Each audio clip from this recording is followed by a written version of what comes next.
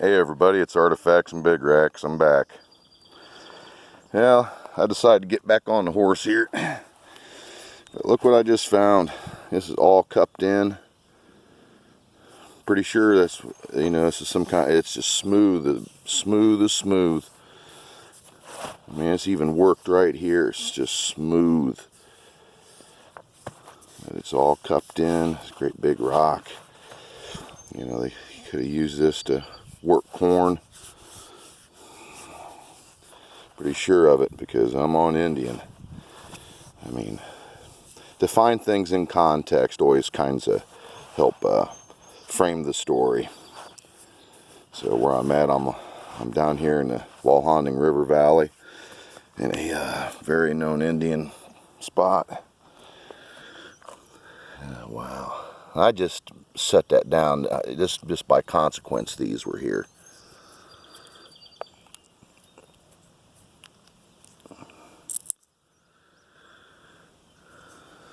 I've got a couple of other pieces here in my pocket I'll show. It's a little knife. See the napping on it right there. I'd say the tip got knocked off of it, but as you can see,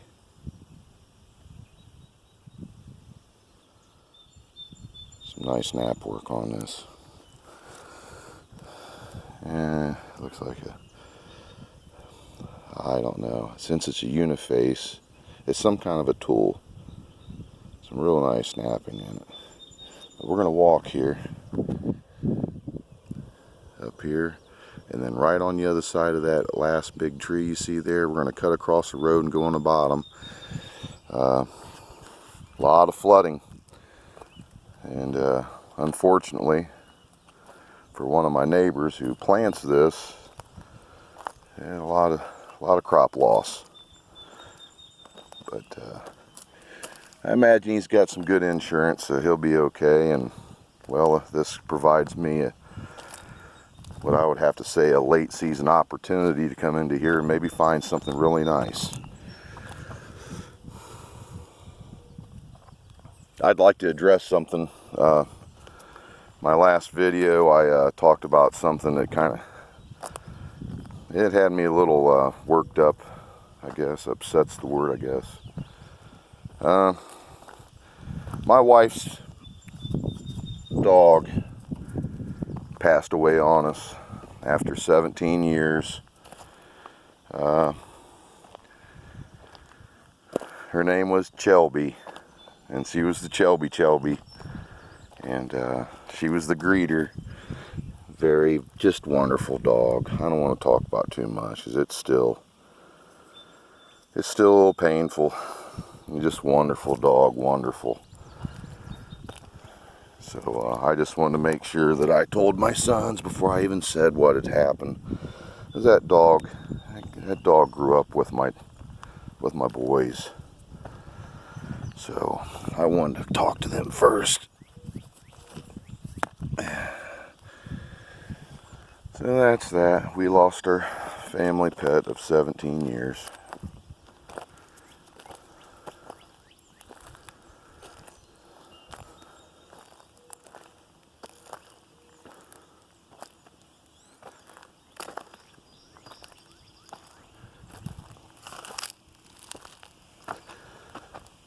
Right where I'm walking, there's been at least 2 arrowheads found by either me or I had a buddy of mine come with me one day really early in the year, and he found a very nice side notch in here, and I found also side notch coins close. His was full, mine was a little dinged up. Go figure. Well, we're just going to go ahead and make our way down through here. I've hunted this area in here earlier this year.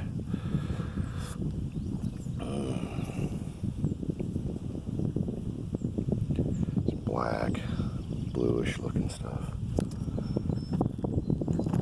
We're going to make our way out of this field. I really want to get down into this other spot. There's a lot of flint there. I have not hunted this other place in a few years. Quite frankly, I've stayed out of this valley comparatively to other years. I lived down in here for a few years. Every chance I had, I was down here looking for Clovis points, or just simply older stuff. And you know, I found a lot of nice stuff. But it's just, it seemed like every year it was getting harder, and every time, you know, people see me out here hunting, next thing you know, there's lots of people hitting your spots. A lot of this is public, so there's no stopping it.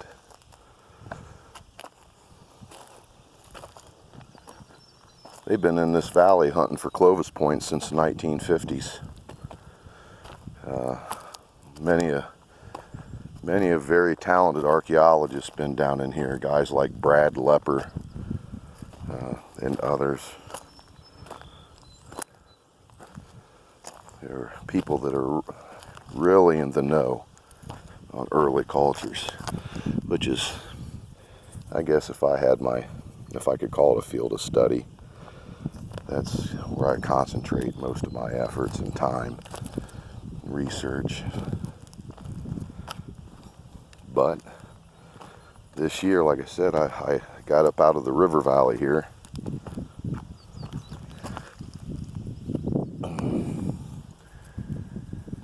And hunted some different places, and I'd be darned if this year if I didn't find quite a few Fort Ancient points. The most I had found in 1 year in a long time. When I was a younger man, I lived in Richland County, and we found a lot of Fort Ancients in northern Richland County and Ashland County, Huron County. Coshocton County, not so much. Get over into Knox, and you start finding it again.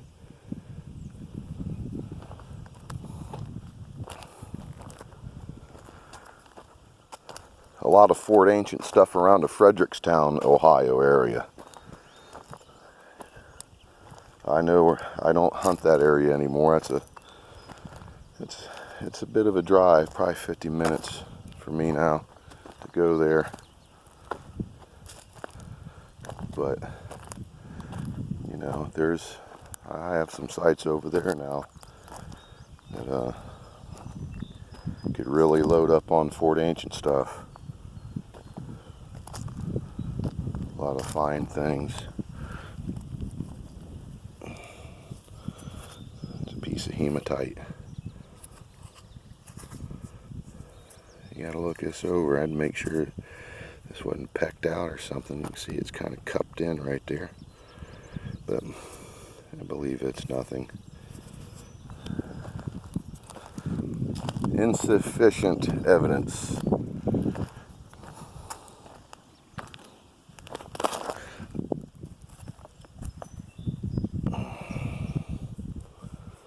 That's granite, not flint. We're going to try to cross this road here and negotiate all this in this ditch. You see this thing's covered in poison ivy.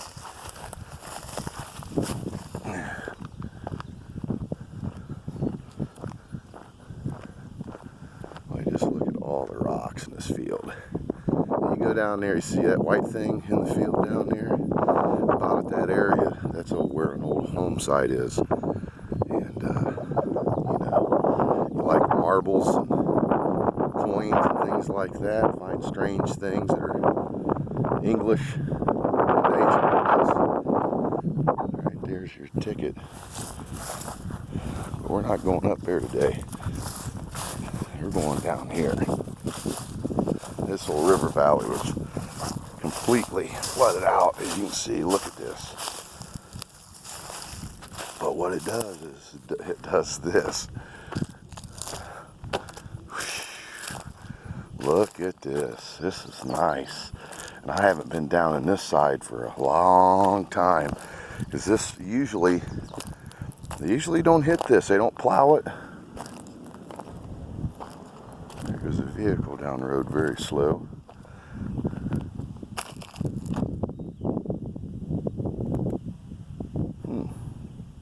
What do we have here? Somebody doing a U-turn in the road.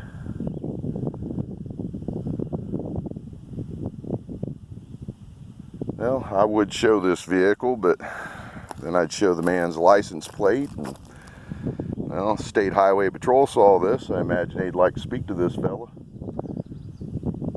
Not a very wise thing to do.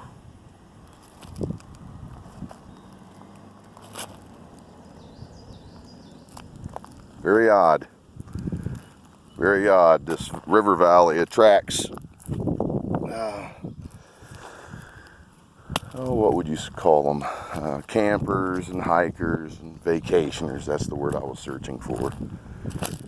And strangers. Well, if you knew me, I'm leery of people, period. Today, especially today's day and age. You know, everybody wants to be friendly and things like that, but I'm not too keen on making friends. I've got plenty of those.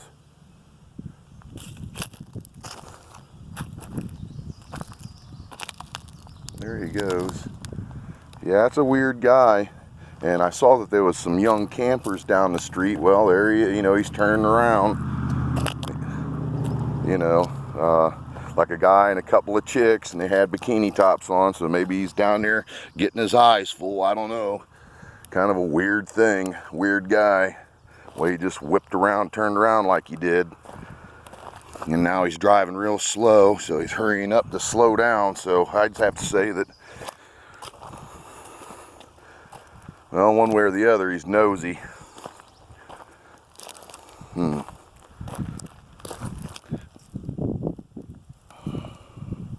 Well, that's some nice looking material right there. I want to bring you along, hopefully get a live find. That's the objective here.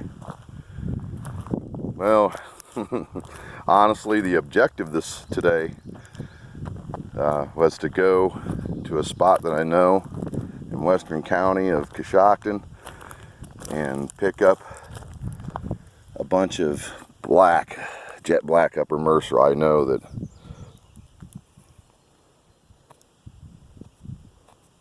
hey, that's an artifact. Nice. And it's like blue with little specks of white inclusions there. I might see a little fossilization stuff in there too. Right there it is. You can see the work on it. Not $1 million piece, but nonetheless, it's worth my respect to keep it. But yeah, I was gonna go get a bunch of flint to take to the Flint Ridge Nap-In today. And, well, I got down this creek bottom, and I tell you what, the mosquitoes were so bad they like to carried me off. I filled my bag one time, and I got up on out of there. It was so bad. So,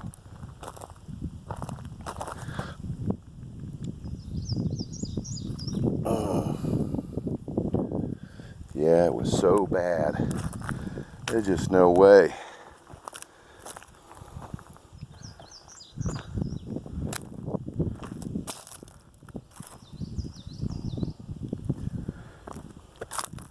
They would eat me up. So, since I happen to be towards the interior of the county, I thought I'd just stop into here and try to make the best of it.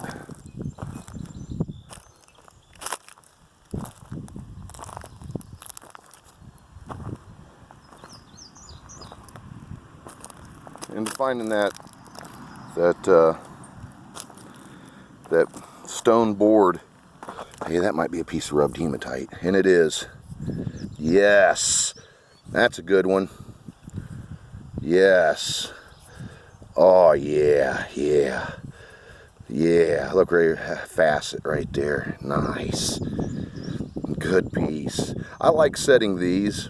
I mean, I don't have a lot of them, you know, but I might find about maybe half a dozen of them a year if I'm lucky. If I'm lucky. Nice. Awesome. All right. Well, like I said, trying to turn a rough day getting attacked by the mosquitoes. Try to turn that around and do a little something here. All right. That was a case filler.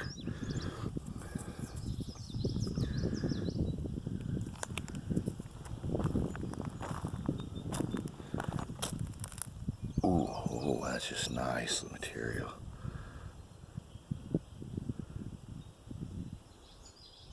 That's just awesome rock material.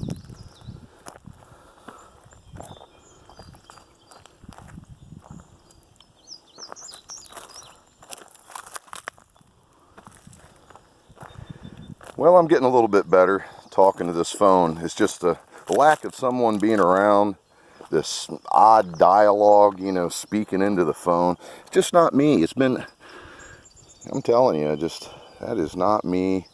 And I'm the kind of guy, it's hard for me to put on phony faces in life. I mean, you're getting the real business here. So, I mean, I'm not a guy that claims to be just the nicest guy in the world. I'm not. But I'll say this much: I'm one of the most honest men you'll meet. You know, there's trappings with that, though. I mean, it can be brutal. I mean, you could ask my sons, and it's tough. But they know who I am, and they rely on that. You know, and I'd have to say there's a little bit of their dad in them, because they're good boys, good young men, solid, hardworking. I mean, they're young guys, so obviously they're going to make mistakes. They definitely ain't perfect. But in today's day and age, oh yeah, I'll take it. And they better keep doing good, because they know their dad will put his foot in their butt. They don't. Keep on being good and doing good. That's where you find true happiness. Yeah, just hematite. See how it's all crude. That's the difference between that good stuff. You know, it's been worked upon, rubbed upon. This is that. You know, it's got a mirror finish. And they've rubbed that upon their bodies, or maybe onto a rock to get that paint.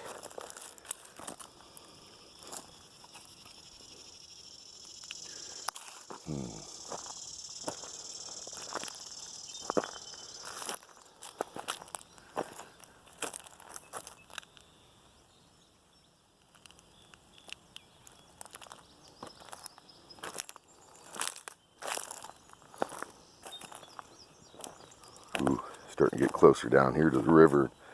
Here comes the skeeters. Even out into the sunlight, they don't care.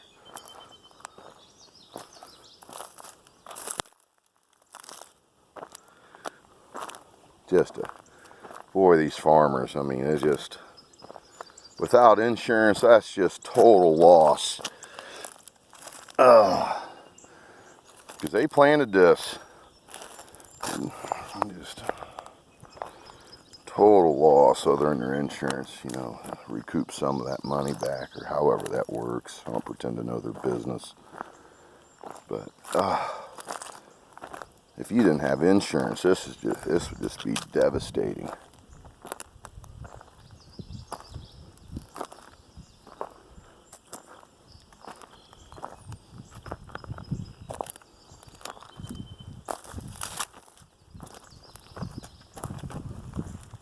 What we got here? Just a piece of nice looking black.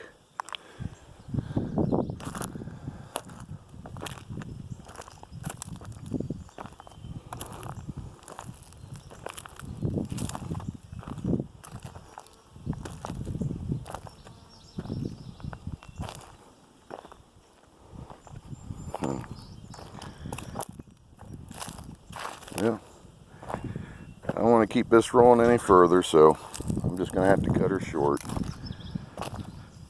Well, everybody, thanks for walking along with me. And I'm going to keep at it here. If I find anything that's extremely special, I'll get back with you. And I guess until then, y'all be good, and we'll see you.